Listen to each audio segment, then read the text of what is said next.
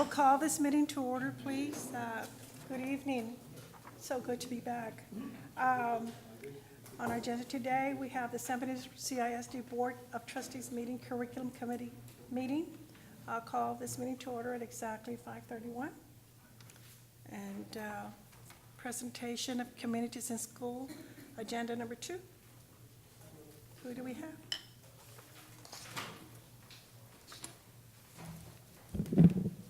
Good afternoon, board members, Dr. Carmen, members of the board. My name is Eva Perez. I'm the Executive Director for Communities in Schools.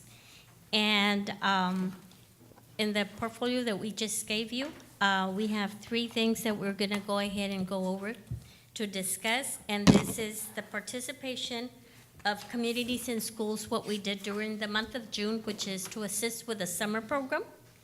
And under the first tab, which is the individual and district totals, you have all your campuses that we have communities in schools. As you can see, it's Angela Leal, Berta Cavazza, Frank Roberts, La Paloma, Miller Jordan, PRC, Riverside, San Benito High School, San Benito VMA, and Gateway. And the first item, which is CIS student caseload, the numbers that you have on that line corresponds to the students that were in summer school. From the caseload that each of our site coordinators had, they had a caseload of 100, but as you can see, there's different numbers there, and that depends on the students that were having summer school for each of the campuses.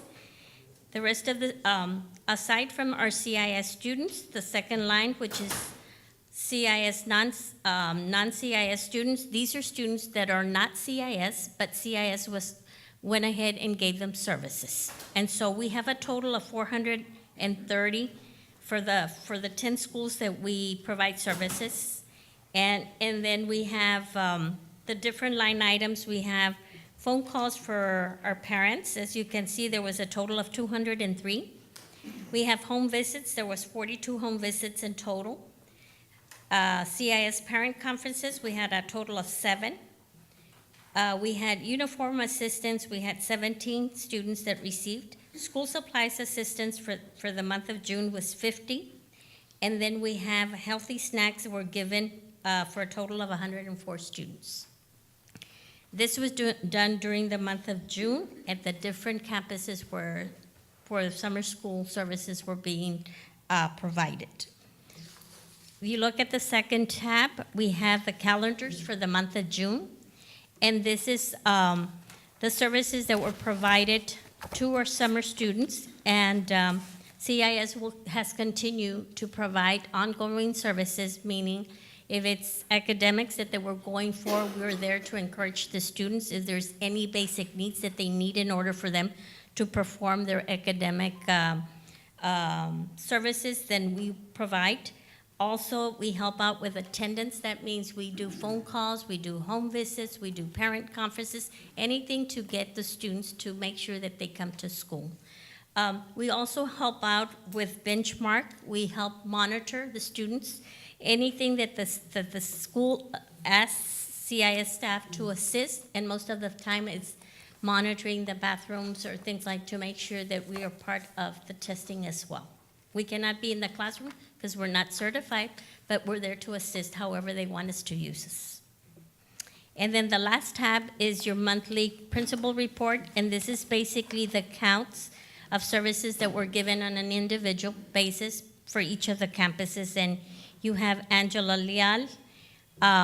He served 15 students, home visits, 1, uniform assistance. So this is the backup documentation from the first tab that we have on the booklet. It's just the backup documentation of the services. And so we compiled it so that you could see it more at a glance.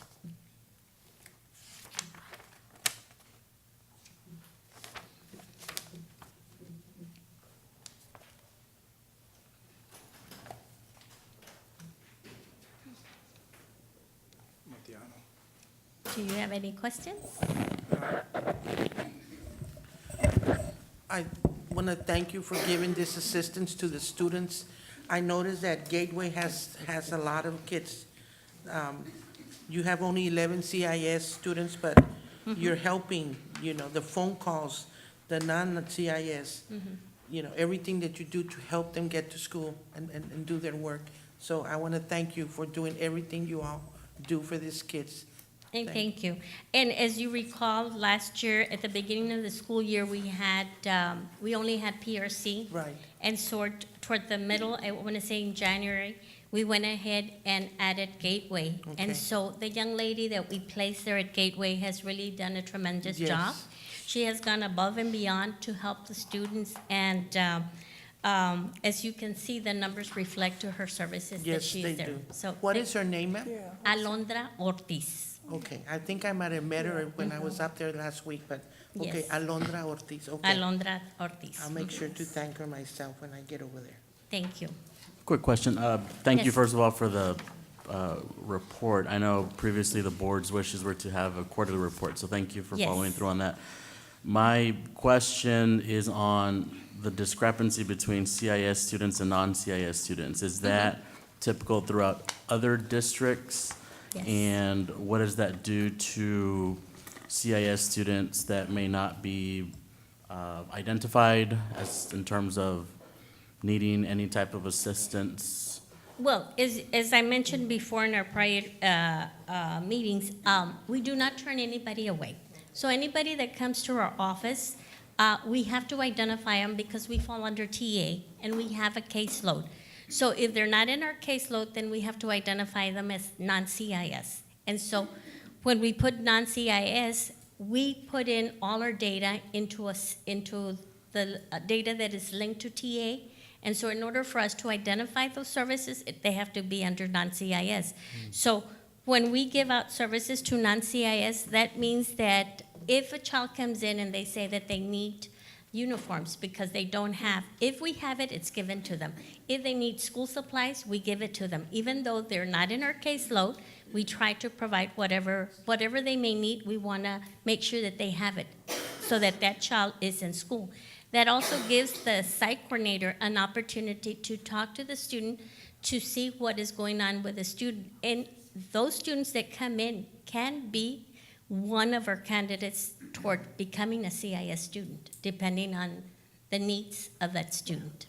And so that's why we provide services. Thank you. And how often, my second question is, how often do your coordinators coordinate with counselors on campus? Because it seems like there needs to be a comprehensive approach to what the student needs are between counselors and your coordinators, which is providing similar psychological or socio-emotional intelligence kind of services. So what we do is this, Mr. Vargas, we have our site coordinator at their campus, and in order for them to provide services to the students, they need to have a campus plan. And before they can provide any type of services, that campus plan has to be signed by the principal. And that campus plan aligns the services with the needs of the campus. So if a campus is having, and I'm just gonna give you an example, if this campus is having problems with bullying, that would be something that the principal is gonna share with the site coordinator. You know what? I think that we need to focus on these events so that we can bring either speakers or people that are gonna help our students with that type of an issue. And so we tell our site coordinators that they need to team up with the principals, the assistant principals, the nurses, the counselors, and any lead teachers, because we need to make sure that we are addressing whatever the needs of that particular campus. And it may vary from elementary to middle school to high school. It just depends on the campus. So yes, we do encourage. In fact, on that campus plan, there's a form that it says, it lists all the administrators that you're gonna be working with throughout that year. And so it lists the name of the person, the title, and then the room number. So if there's any issues, so let's say that there's a family that has issues with hair lice at the elementary level, then we know that we need to go to the nurse to see what the nurse has. If they don't have the solution to help that student with that particular problem, then CIS will turn around and look for it from the resources that we have so we can address that to the family and to the students. Great, thank you. Thank you. Anybody else? Thank you, Ms. Perez. Yes. Thank you.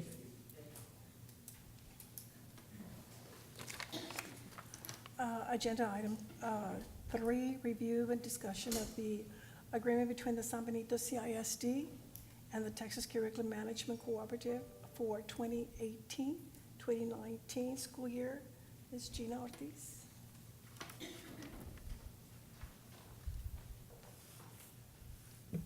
Good afternoon, Dr. Carmen, President, board members. So this cooperative is for the TEKS resource system, and this is the annual agreement that we sign with Region 1 to ensure that we have the services available for our teachers and our campuses.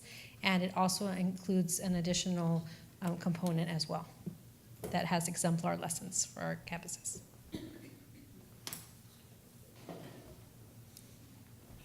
So it's just the structure that's set up for us to use for PD and whatnot? Yes, it's for Okay. the TEKS resource system. Yes.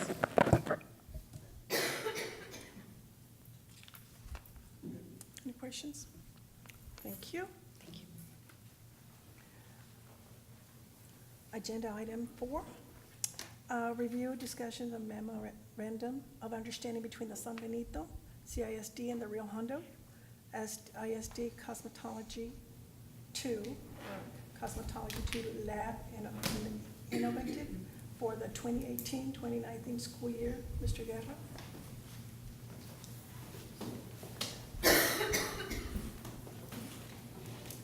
Good afternoon, members, Dr. Carmen. This memorandum is for Rio Hondo. Currently, we canceled the MOU. The only one we're keeping is phase 2, which means that there's 2 students that would get their certifications to the state. So we didn't want to cancel that last part because that's all they needed. So we just kind of canceled college in 1. So these 2 last students will get their state certification through us. After this one, it'll be over, and we're increasing our enrollment by 5 more for some of the students. Thank you. Questions? Okay, agenda item 4. Review and discussion memorandum of understanding between the San Benito CISD and Mesquite Treatment Center for 2018-2019 school year. Mr. Reyes Zavali? Yes.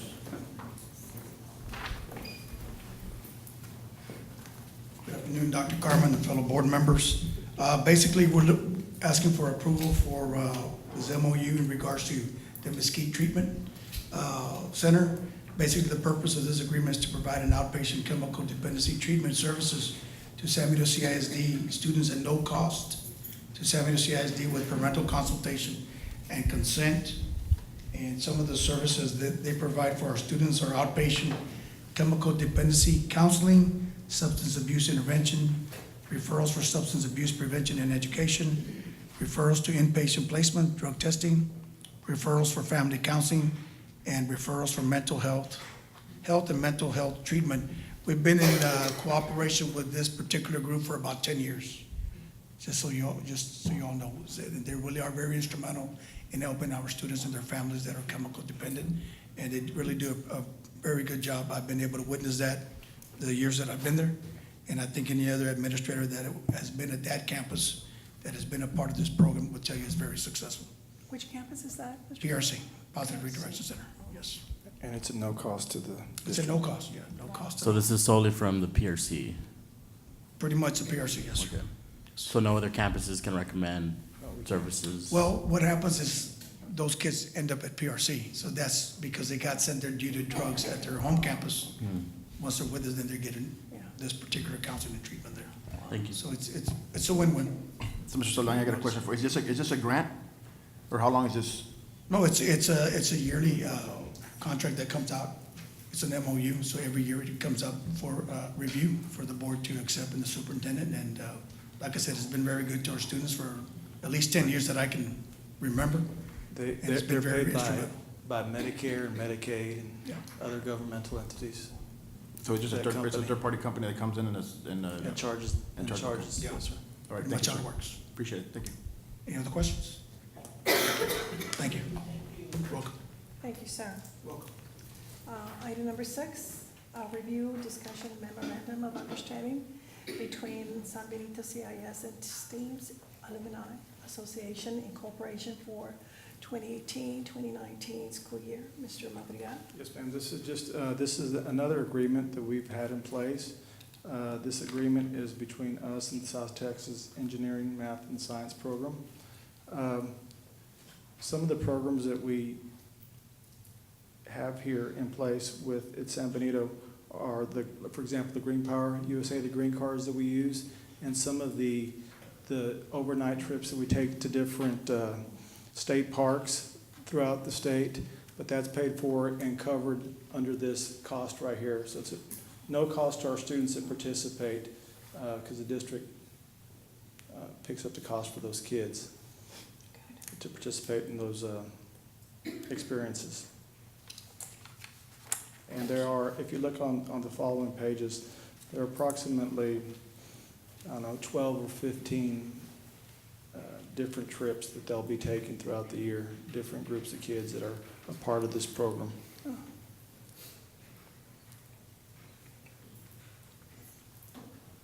Okay. So I'm looking at the, I think the activities, these are finite activities that have been set, and so if we continue the MOU, our students will be a part of these finite activities? Yes, sir, Okay. and they were this past year. Thank you.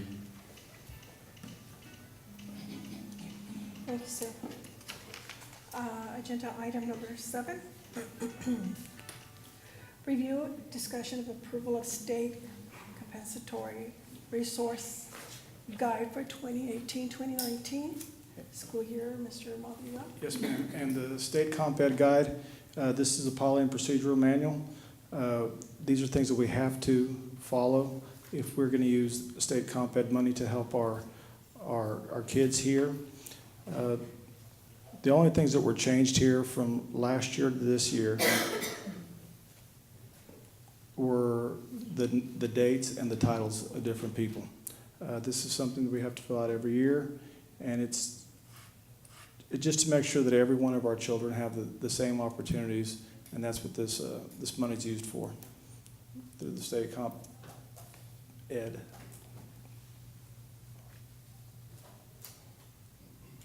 Thank you. Agenda item number 8, review, discussion of a memorandum of understanding between San Benito CISD and the Nueva Luz Foundation for 2018-2019. Eddie Arias, Mr. Eddie? Eddie Arias? Pretty close, ma'am, but no problem, okay? Nobody gets it right, sir, the first It's time. okay. Good afternoon, Superintendent, Board Trustees. This is also an existing memorandum of understanding between the district and Nueva Luz Foundation. And so we're asking your consideration in renewing that memorandum. The current memorandum, I believe, is set to expire at the end of September. And so this would become effective once it's signed until September of 2019. Obviously, you know, parties can give each other 30-day notices if necessary, but it's been in place.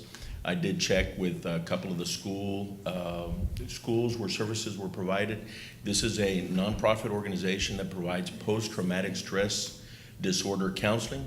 One of the things that has changed from last year to this year is that last year they could provide services for people that were, or students that were 10 to 17 years of age.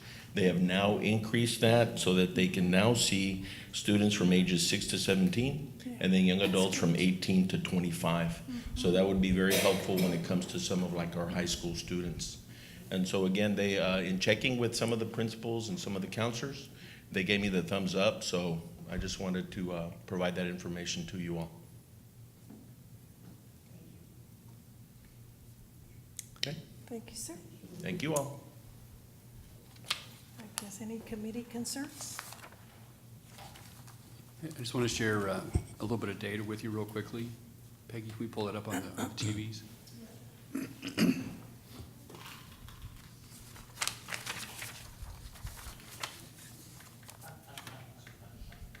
Richard.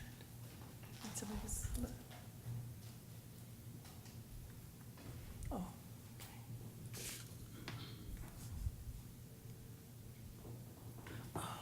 Just wanted to share with you some historical data here regarding the first day enrollment district-wide. From 2011-12 forward, you can see that we have not experienced any growth. 900 students, roughly, between 2011 and 2017. I thought it was closer to 200, but on average, losing 150 students per year. And then you can see this year that when we opened the doors on day one, we actually increased from last year about 160 there, up 9,742, and this is from day one. This is a day one to day one comparison. Throughout the first 2 weeks of school, Mrs. Ortiz sends us an update along with the comparison from the previous year, so we know by campus whether we're making any progress or not, and then cumulatively for the district, we know that as well. We also know that we continue to gain kids throughout the fall, typically, and right after Labor Day is kind of a benchmark for us. We gain kids through there, and so the next slide on here gives you that comparison for the day after Labor Day. Wow. You can see back to 2011-12 on the day after Labor Day, the Tuesday after Labor Day, we had 11,219, and it's not consistent. There is a blip there in the data that I was not aware of. 2015-16 actually did not have fewer kids than the previous year. We had about 40 kids more than the prior year.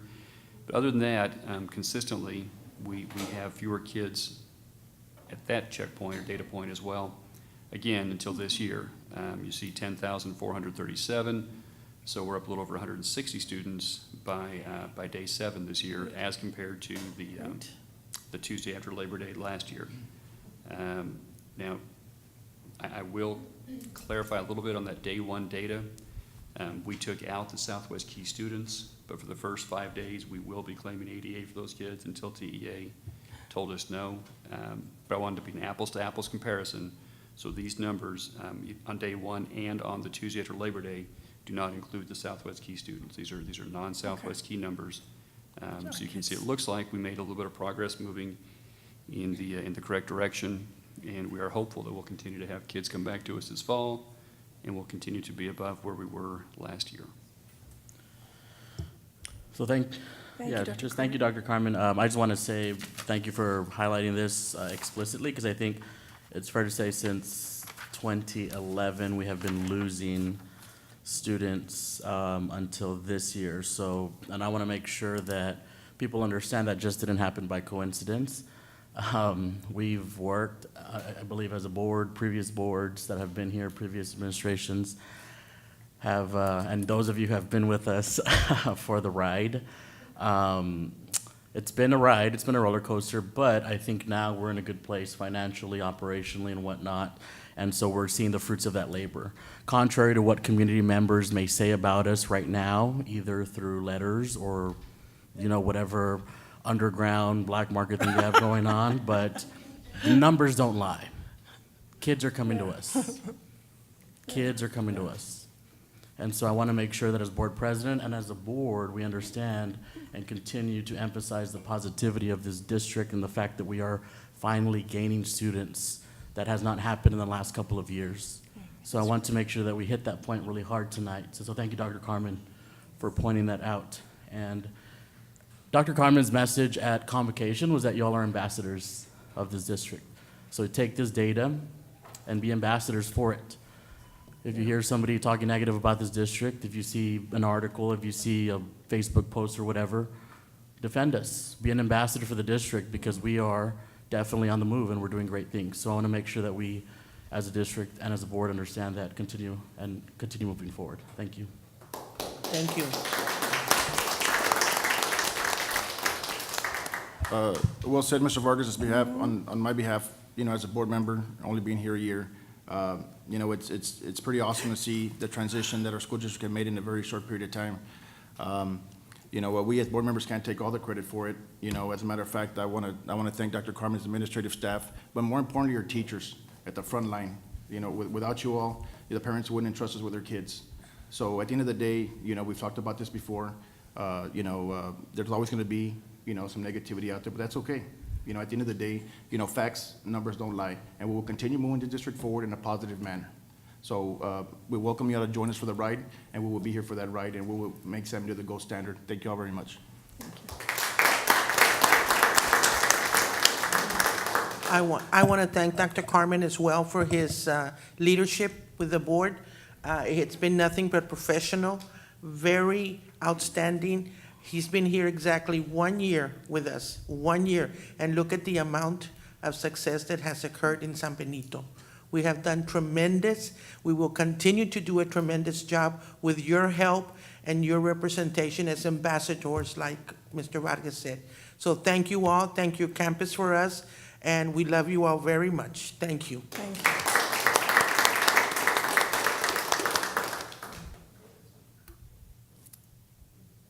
Were you going to say something? I'd just like to add to it, it makes a difference when you got a stable superintendent that's staying with us and working with us. Just give him the opportunity to finish the years that he's got and let us help him get to that goal. Thank you. Welcome. Yeah.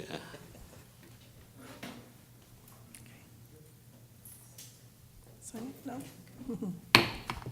We adjourn at 5:57. Thank you.